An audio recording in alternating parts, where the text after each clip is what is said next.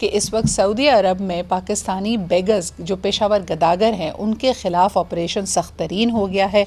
और बहुत सारे ऐसे लोग, क्योंकि उम्रे की और हज के हवाले से जब आप वीज़ा लेते हैं तो पाकिस्तानियों के लिए कदर आसानी है। अब देखा यह जा रहा है कि इसको एक्सप्लॉइट किया है एक ख़ास ग्रोह, एक ख़ास माफिया ने, जो पेशावर गदागरों को सऊदी अरब भेजता है। उनकी कुछ अंडरस्टैंडिंग ऐसे होती है कि सिर्फ उनका वीज़ा और टिकट का इंतज़ाम कर दिया जाता है, बाकी भीख मांग कर वो अपना गुजर बसर करते हैं। और इसमें कहा यह जाता है कि एक परसेंटेज इस माफिया को भी मिलती है। इस पर क्रैक डाउन करते हुए हमने देखा कि तकरीबन 4000 पेशावर गदागरों के पासपोर्ट्स को ब्लॉक किया गया, इनको डीपोर्ट किया है सऊदी हुकाम ने। और ख़ास तौर पे कहा गया है कि इनको डिटेन भी किया गया बाय द वे, और इनको सीरियस ऑफेंसेस के मद में इनकी गिरफ्तारी हुई है। 60% जो ये डिटेन्ड लोग हैं उनका ताल्लुक पंजाब और खैबर पख्तूनख्वा से है। ये सेनेट की स्टैंडिंग कमेटी को ऑन ओवरसीज़ पाकिस्तानीज़ ने कंफर्म किया है। इसके अलावा ये जो इनके पासपोर्ट्स हैं 4000 लोगों के, ये अगले 7 साल तक ब्लॉक रहेंगे। Authorities are working on an emergency travel documents ताकि इनको फौरी लाया जा सके, और ये पाकिस्तान आने के बाद भी डिपोर्टेशन के बाद इनको कोर्ट्स को फेस करना पड़ेगा। इस वक्त हमारे साथ सज्जाद मुस्तफ़ा बाजवा साहब मौजूद हैं, जो कि फॉर्मर एडिशनल DG हैं FIA के, x directorate general of passport and immigration भी आप रह चुके हैं। बहुत बहुत शुक्रिया आपकी मौजूदगी का। और सज्जाद साहब, किस तरह देखते हैं ये सिलसिला? तो काफ़ी अरसे से इससे पहले भी हम देखते हैं कि चोरी और मुख्तलिफ जराइम में क्योंकि वहाँ पे शरिया कोर्ट के मुताबिक आपके हाथ काट देने का हुक्म भी सुनाया जाता था, तो वैसे भी जो गदागरों की कम्युनिटी है उसमें आपको नज़र आता था कि बहुत सारे पाकिस्तानी निजात शहरी उसमें मौजूद हैं। लेकिन ये जो मुनज़्ज़म एफ़र्ट की जा रही है जिसमें ये गदागर सऊदी अरब पहुँचते हैं और बाकायदा अपने टिकट का पैसा, अपने खाने पीने का पैसा वहीं पर भीख मांग कर वसूल करते हैं, इस पर जो सऊदी हुकाम क्रैकडाउन कर रही हैं, इसके हवाले से आप क्या कहेंगे? अभी अस्सलाम वालेकुम, थैंक यू वेरी मच। देखिए, बात यह है कि नीयत की बात है। जब नीयत ठीक हो तो सब ठीक हो जाता है। पहले भी सऊदी अरेबिया ने हमारे अफगानी पाकिस्तानी पासपोर्ट पे अफगानी गए थे, और वो भी कोई 30-40 हज़ार गए थे। उनको पकड़ा, उनको पाकिस्तान को सारा डाटा प्रोवाइड किया, उनको डिपोर्ट किया। अब ये देखें, बैकग्राउंड भी है कि अरसे से जा रहे हैं, कर रहे हैं, और हम नहीं कुछ कर रहे।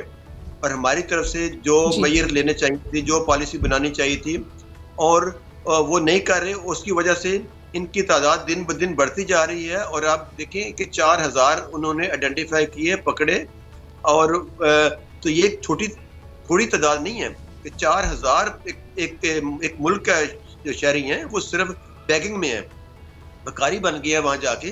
तो बदनामी हो रही है, सिर्फ सऊदिया नहीं हो रही है। ये आपको अब जो बाकी ज़ियारतें हैं वहाँ पे भी, और जहाँ ज़ियारतें नहीं भी वहाँ भी जाके हमारे लोगों ने ये धंधा शुरू कर दिया। बिल्कुल सजाद साहब, जैसे आपने इशारा किया कि पिछला ये जो मुहर्रम गुजरा है इसमें उसके बाद भी वहाँ पे जाने वाले ज़ायरीन में भी कहा गया कि 50,000 ऐसे ज़ायरीन हैं जो वापस लौट कर नहीं आए। इनके बारे में शुबा ये है कि या तो ये वहीं पर स्लिप हो गए, इन्होंने भी गदागरी और मुख्तलिफ इस तरह के छोटे बड़े काम किए, या फिर ये रूट इख्तियार करते हैं कि किसी तरह इराक़ से आगे ये यूरोप का रुख कर सकें। तो पाकिस्तान की इस वक्त इसके हवाले से क्या हिकमत अमली है? ना सिर्फ इसमें बदनामी हो रही है बल्कि सफारती ताल्लुकात, हमारे डिप्लोमेटिक रिलेशंस इससे अफेक्ट हो रहे हैं। क्या कर रही है फॉरेन मिनिस्ट्री इस हवाले से? और जिस तरह के सेनेट की स्टैंडिंग कमेटी ने इसका नोटिस लिया है, इसके बाद क्या हिकमत अमली होगी?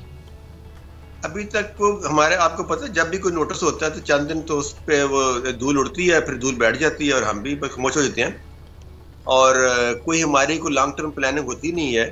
और स्पेशली जो ये इस तरह के जो नेशनल इश्यूज हैं, पर्सनल नहीं है, अगर पर्सनल इशू होगा तो फौरन सॉल्व हो जाएगा, लेकिन जो नेशनल इश्यूज हैं उसमें हमारी इतनी अटेंशन नहीं होती।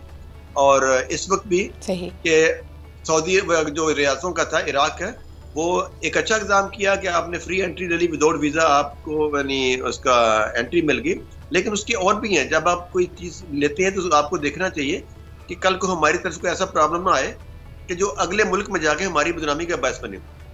और शायद आपके प्रोग्राम में मैंने कहा था उस टाइम, जब ये फ्री वीज़ा हुआ था, तो मैंने कहा इसके साइड इफेक्ट्स होंगे और इस पे इनको पॉलिसी बनानी चाहिए, लेकिन अनफॉर्चुनेटली वो पॉलिसी ना बनी। उसमें फॉर्मेलिटी है, उसमें जो मुल्क भी हमारे लिए अपने तक रसाई का, वीज़ा का मामला आसान करता है, वीज़ा ऑन अराइवल करता है या ई वीज़ा की सहूलत देता है, अनफॉर्चुनेटली ये माफिया जो शायद पाकिस्तानी की बदनामी पे तुला हुआ है या यहाँ के माशी हालात से नाखुश है, वो उस पर टूट पड़ता है। लेकिन सजाद साहब, जैसे अभी आपने इशारा दिया कि इससे पहले भी एक क्रैकडाउन हुआ था और 30 से 40 हज़ार, यानी ये तो 4,000 का हम नंबर कह रहे हैं, इससे 10 गुना ज़्यादा वो अफ़गान शहरी जो पाकिस्तानी पासपोर्ट पे क्रैकडाउन के बाद सऊदीया में पकड़े गए और उनको डिपोर्ट किया गया। क्या हम उसके बाद उसको फॉलो अप करते हैं? क्या पाकिस्तान ने भी फिर इनको डिपोर्ट करके भेजा या ये यहाँ पे नेचुरलाइज हो चुके हैं, ये पाकिस्तान में ही बसे हुए हैं? क्या एग्जैक्टली होता क्या है जब डिपोर्टेशन के बाद ये पाकिस्तान पहुँचते हैं? देखिए, जो बंदा आइडेंटिफाई हो गया, आइडेंटिफाई होने के बाद उसके खिलाफ केस चलेगा, डिपोर्ट हो जाएगा। लेकिन उसके अलावा भी जो हम एक रजिस्टर शुरू करते हैं तो चंद दिन के बाद उसको डाई डाउन हो जाती है और उस पर फिर कंटिन्यूटी नहीं रहती। हमारा काम है ना कि हम जिस तरह बाकी मुल्क हैं, अब देखें कि सिर्फ सऊदी अरब से आप अंदाजा लगा लें कि उन्होंने हमारे यानी 2 इश्यूज पे हमारे बंदे 1000 में आइडेंटिफाई किए। क्या हम आइडेंटिफाई नहीं कर सकते थे?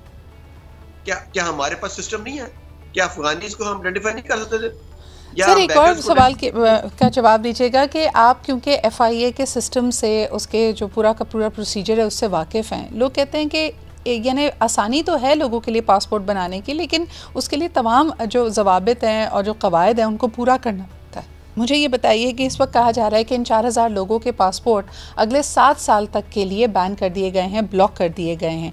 लेकिन कितना आसान होगा इनके लिए वापस मुल्क आकर अपने नाम में थोड़ी बहुत स्पेलिंग की या किसी अपने रिकॉर्ड्स में तब्दीली करके दोबारा पासपोर्ट हासिल करना? देखिए, वो इतना इजी नहीं है कि जो ब्लैक लिस्ट हो गया, स्पेशली इस इशू पे हुआ है, तो जब तक मिनिस्ट्री ऑफ इंटीरियर इसको एक पॉलिसी बनाए और इसको जो ब्लैक लिस्ट करे फिर वो इससे डिलीट ना हो, पहली बात। दूसरी ये है कि सिर्फ पासपोर्ट जो है उसको सस्पेंड करना, उसको ब्लैक लिस्ट में डालना सिर्फ ये सफिशिएंट नहीं है। इन लोगों को लेके कौन गया था? देखिए, ये एक ऑर्गेनाइज्ड क्राइम है और ऑर्गेनाइज्ड लोग थे जो इसमें शामिल थे। उसमें ट्रैवल एजेंट थे जिनको जिनको उन्होंने पैकेज की सूरत में, ग्रुप की सूरत में लेके जा रहे थे। तो इसके पीछे एक पूरा नेटवर्क है। वो नेटवर्क को पकड़ना चाहिए कि नेटवर्क नहीं पकड़ेगा तो और रास्ता अपना लेंगे और लोग ये 4,000 छोड़े 50,000 और लोग तैयार होंगे जो गरीब होंगे, वो जाने को तैयार होंगे भीख मांगने। जो यहाँ भीख मांग रहे हैं सड़कों पे, वो वहां जाके भी भीख मांग के और जिनको रुपये में मिलता है वो रियाल में लेने के लिए कुछ करेंगे।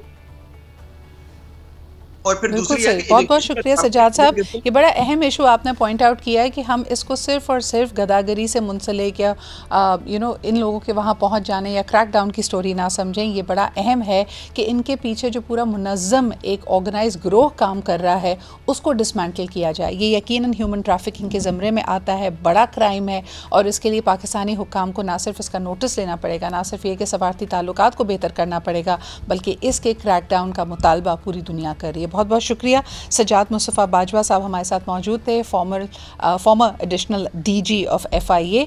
इसी के साथ हम लेते हैं एक छोटा सा break and we'll be right back.